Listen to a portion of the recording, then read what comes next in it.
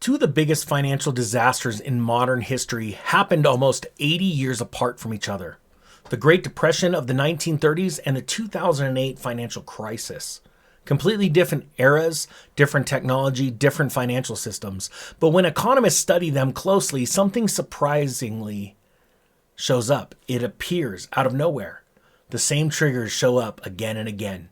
Debt bubbles, overconfidence in rising asset prices, banks taking on hidden risk. The only real difference is the tools governments use to respond. So today, let's break down the Great Depression to 2008, the same triggers that caused both crisis and the new financial tools that are used to stop them. Here we go.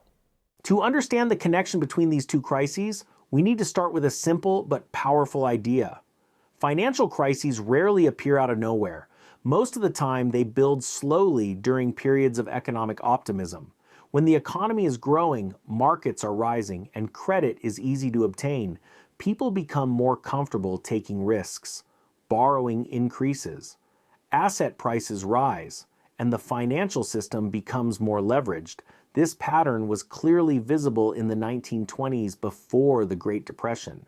The decade was often called the Roaring Twenties. Stock markets surged, industrial production expanded, and millions of Americans began investing in stocks for the first time.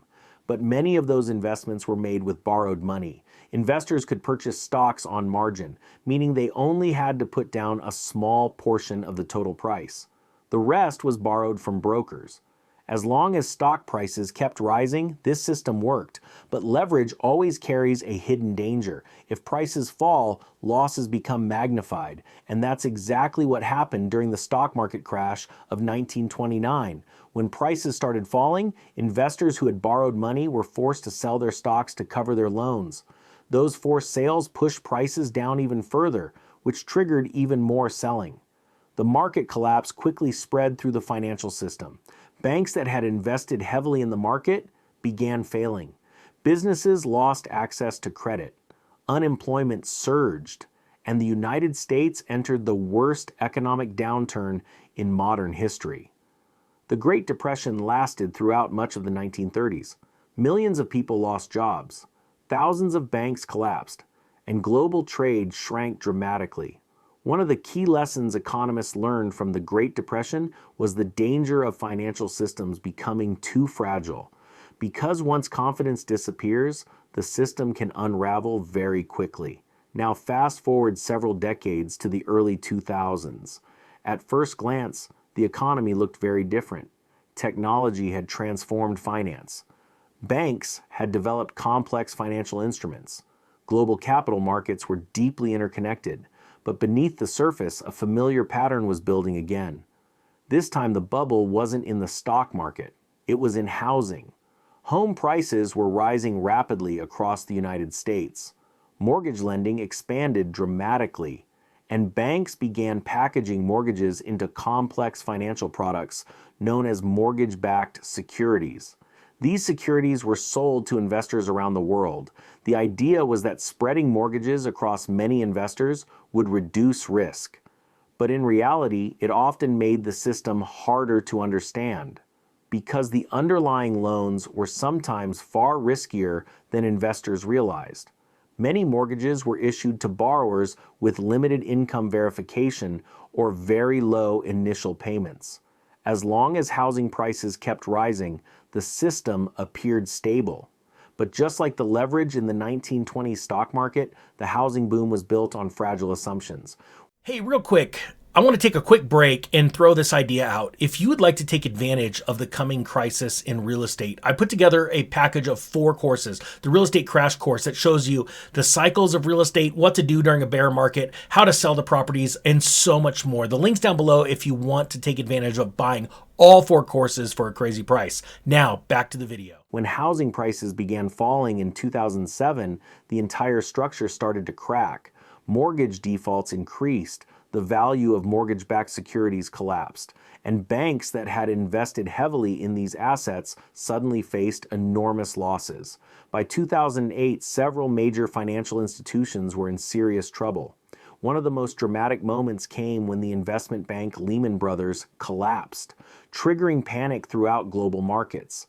Credit markets froze, stock markets plunged, and governments around the world rushed to stabilize the financial system.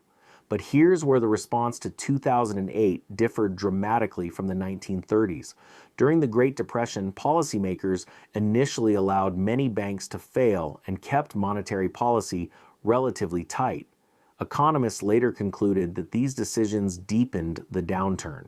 By contrast, during the 2008 crisis, governments acted far more aggressively. Central banks slashed interest rates to near zero. Governments injected capital into major banks. And the Federal Reserve introduced new policies like quantitative easing, which involved purchasing large amounts of financial assets to inject liquidity into the system. These tools were designed to restore confidence and prevent a complete financial collapse. While the recession that followed was severe, many economists believe these interventions helped prevent another depression-level disaster. But when you step back and compare the two crises, a striking similarity appears. Both began with asset bubbles fueled by leverage. Both involved financial institutions taking on risks that were not fully understood, and both triggered rapid loss of confidence once asset prices started falling.